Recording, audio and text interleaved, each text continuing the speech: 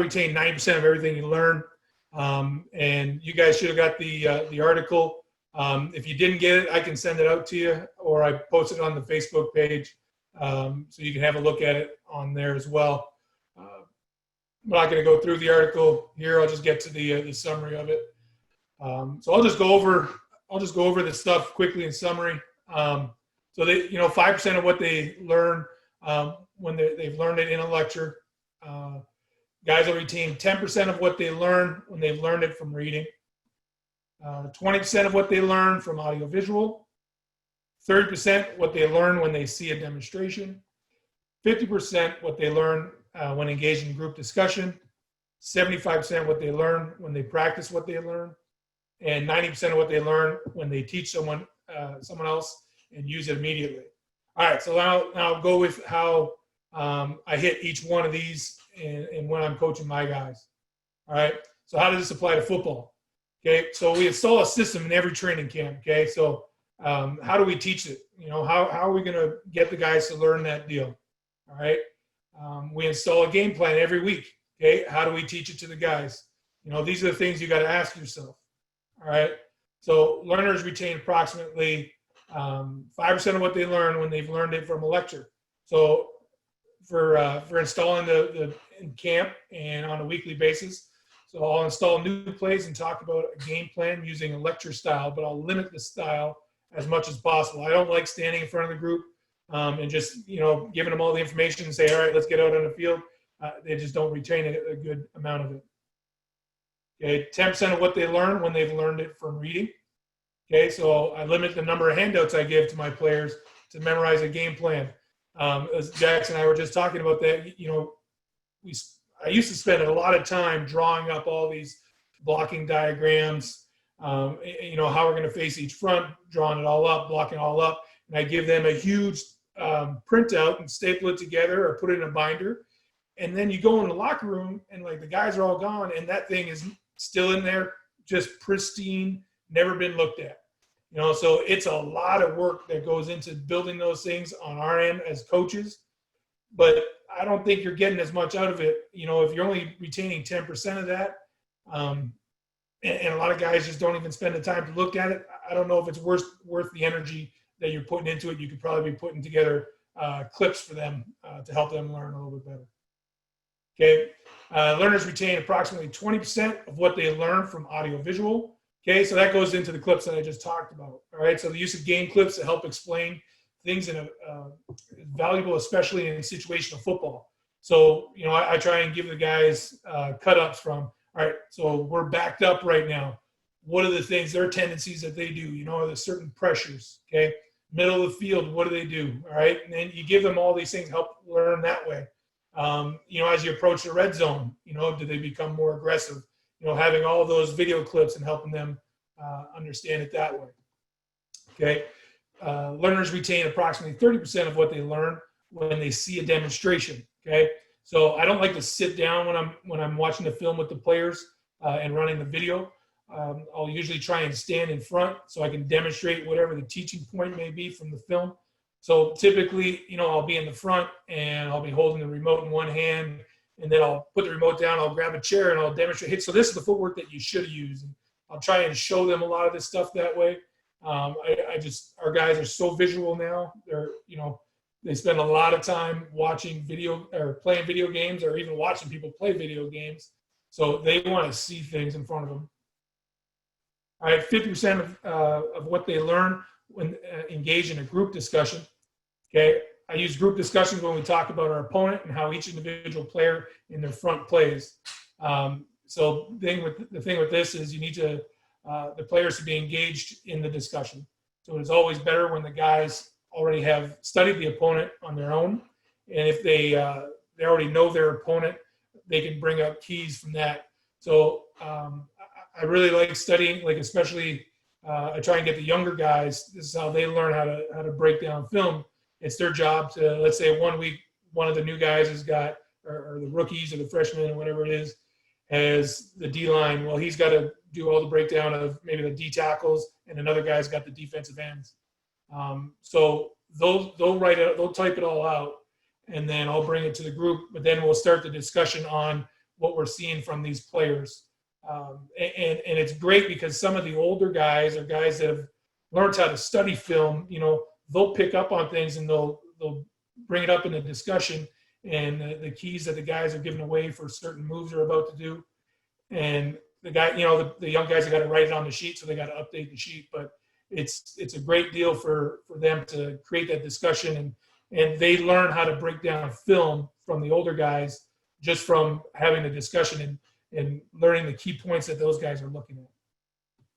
Okay, learners retain approximately 75% of what they learn when they practice what they learn.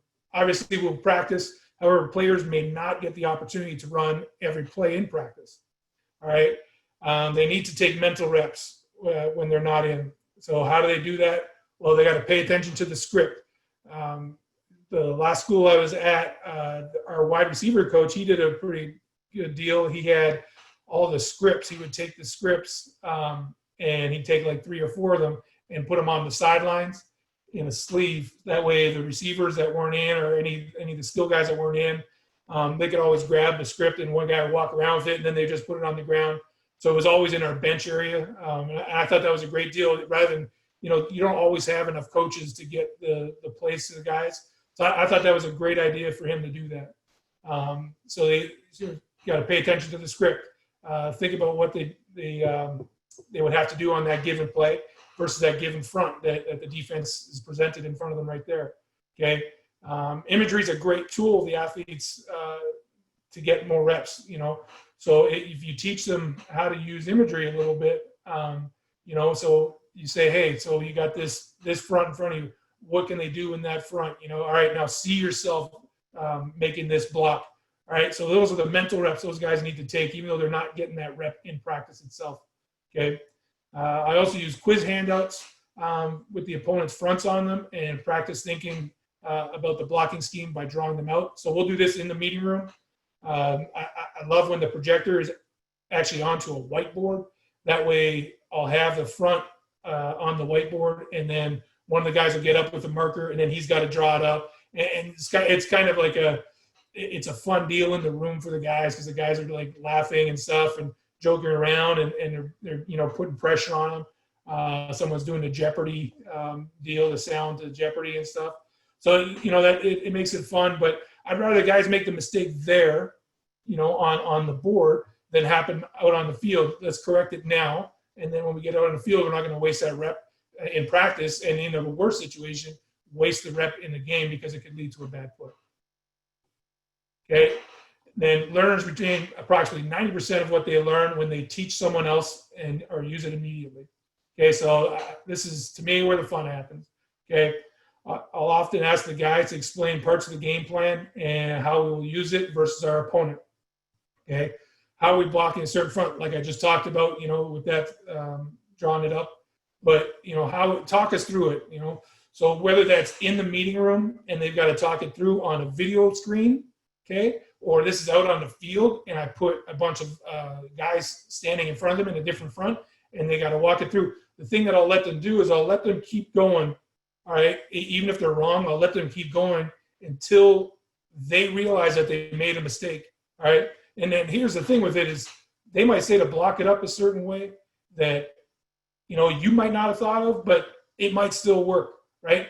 And then when they're out on the field, I'm not taking a single snap in a game. So the center is the one that's going to be making all these calls. So if he sees something, sometimes I'm just like, okay, so why are you seeing it that way? Well, that's a great way. Why don't we start the game this way instead? And then maybe we'll go to that after if we need to get to it. But the guys have got to make the mistake to learn how to get it right. So, all right. So, and another thing that I'll ask is, what are the tells of this defense? Okay. So, if it's, you see the Wills at 7 yards, all right. Okay. Well, that's a tell that maybe they're bringing pressure to the field or something like that.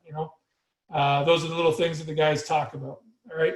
The center is responsible for making the calls in the game, so they need to be able to make the calls in the meeting room. If your center is afraid to make the calls in front of his peers in the meeting room, I don't know how he's going to do it on the field when things are moving in front of them, because they've got to be assertive and they've got to believe in what they're doing. For them to for them to be able to execute their job, all right, they've got to know what they're doing inside and out. Okay, and then the other guys beside him, they just got to trust that he's making the right decision.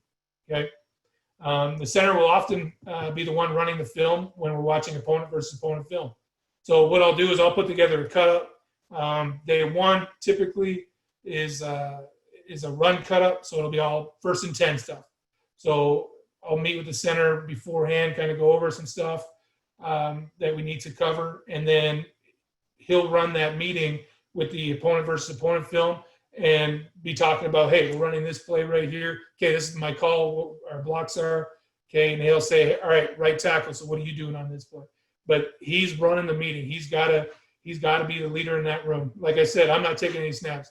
You know, he's the one that's got to be able to communicate everything. You know, especially in a situation where, you know, you're on a long drive, you know, you're on a 10, 15 play drive or something. As a coach, you can't make any adjustments with the O-line. They've got to be able to get it figured out as the thing goes to be able to extend that drive. So it's important that the center can make all these calls. All right. So any questions on any of that stuff?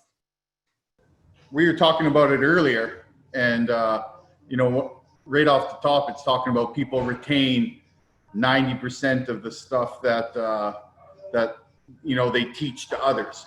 So we have a big thing on that. You know, we call it LBXT, learn best by teaching.